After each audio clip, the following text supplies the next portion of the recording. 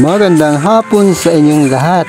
At kung bago pa lang kayo sa aking channel, maaaring paki-like, paki-subscribe, paki-double bell para updated ang aking bagong video. Ako nga pala si Alarma PX TV, vlogger. Ito, papauwi na ako galing sa trabaho. Binabagtas ko na kasi sayang din naman kasi kung sasakay pa ako papunta doon sa sakayan, kaya ang ginagawa ko ay nilalakad ko lang ito.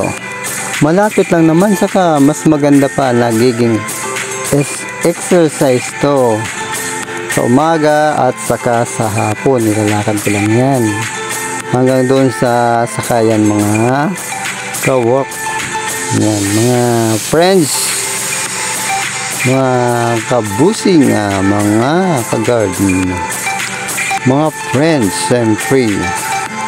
Shout out ko nga pala si Sir Alpi, Sir Mike, Angel, Jerona Santos. Shout out ko kayong lahat at sa mga kamits ko dyan, kumustahan? Shout out ko kayong lahat. Dito ako ngayon. Siyempre, pag medyo na papagod, siyempre, kailangan mo rin magpahinga. Ito yung medyo malayo-layo lang, pero pag nasanay ka na, malapit lang naman yan. Siyempre, nakakaminos lang. Ay, magkano ang pamasahe kung magta-tricycle ka pa? 25. O, diba? Sa umaga, 25. Di magiging 50 na yun. Kaya, lakarin na lang kung maaari. Yan. Diba? Kaya ganito ang ginagawa ko araw-araw. Kailangan din sa pag umuwi, kailangan din magpapalit ka rin ng damit mo at maglalagay ka rin ng pabango. Siyempre nakakaya sa mga tao pag sumasakay ka sa jeep o kaya sa bus. Kailangan natin na okay naman tayo sa ating postura, mga ka-PX. Siyempre kailangan ko sa inyo, mga ka-PX. So mga ka-PX, God bless sa inyong lahat.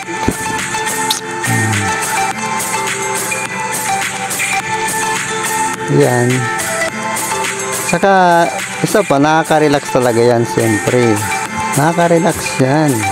Malay mo pag naglalakad ka, may nakita kang pera, maraming makukuhang benefit kapag naglalakad ka. Siyempre sayang anong nasa tricycle ako nakasakay, nakakita kaya ako ng yung wallet, kaya lang doon sa kalsada yun, kaya sayang kung naglalakad pala ako, di napulot ko sana yun.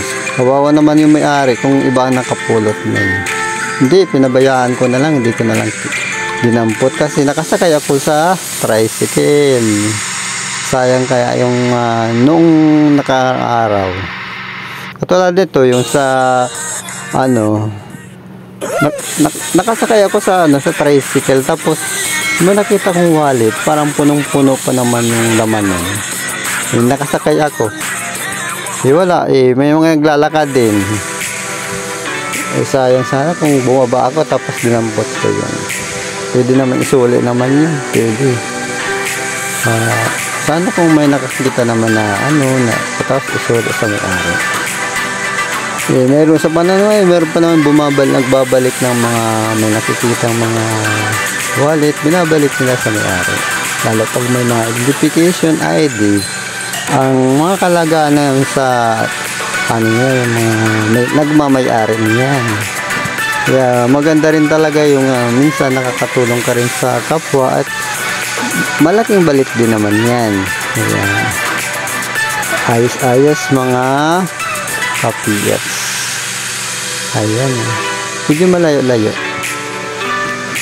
Ayos. Na to, hapon na to. Alas 4 ng hapon.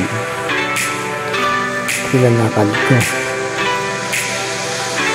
Saka ano pa, hindi pa siya matraffic. Pero pag umabot na ng alas 5, matraffic na talaga yan pag alas 5. Lalo umabot ng alas 6, katrapika na yan ng mga sasakyan. Lalo na pag Lunes hanggang Biyernes. Hanggang Sabado, matraffic talaga. Ayos. Minsan, kaya lang, nakakagutom naman minsan pag naglalakad ka. Kaya, pag may nakita ko mga yung mga kainan, medyo may barya pa, kumakain ako, gutom. Kailangan, wag din natin pabayaan ang ating sarili. Kailangan natin din kumain tayo. Kasi para sa atin din naman yan.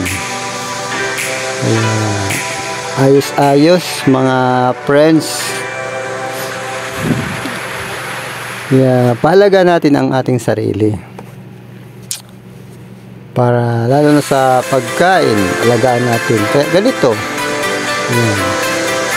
Sopas saka yung banana cue. Kaya naalala ko tuloy yung aking nanay kapag pumupunta yan sa pinamimili siya pag nag-ano siya ng itlog sa bayan. Ganyan ginagawa na. Pagkatapos namin, kakain kami ng sopas. Lagi ko kasi yung sinasama ng nanay ko. Kaya, yan, gustong gusto ko sa kanyang sumama. Yan, kumakain kami ng sopas. Tapos, banana cue, ganyan. Kaya, gustong gusto ko talaga siya kasama. Kasi maliit pa ko noon, mga pa lang yata ko noon, grade 1, ganyan. Alala ko pa yung ginagawa sa akin. Tapos kaya bumibili kami ng tinapay, may palaman na pula, ang tawag noon ay maligaya. Mainit pa. Sa yon? Sa Libmanan, Camarines. Kasama pala. Yun nanay ko. Lalo pag nagdadala siya ng itlog, tapos doon dinideliver niya. Kasi ang tatay ko kasi, nag-aano ng itik yun. Tapos, maraming kami lang tray kaya, yung ilang tray kaya na maabot yun. Ang mura lang pa naman ang itlog noon. Sobrang mura. Tapos, kumakain kami ng sopas. Yan. Lalo pag mainit na mainit, ang sarap ang kainin niya. Tapos may kang tinapay. Yung tinapay na maligaya ang tawag doon. Tapos may palaman na pula na mainit-init pa siya. Sarap talaga. Sob na sob. Minsan naman, bumibili pa ng nanay ko ng yung puto. Yung putong balot-balot. Inuwi din sa aking mga kapatid. Yan. Pag pumupunta siya din sa bayan. Yan. Kaya, ganda talaga. Aalala ko talaga yung minsan. Siyempre, ating nanay, siyempre, yan, nag-aalaga sa atin. Lalo na talaga pag siya talagang haligi ng tahanan. Yan.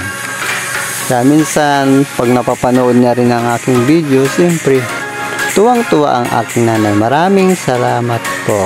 God bless.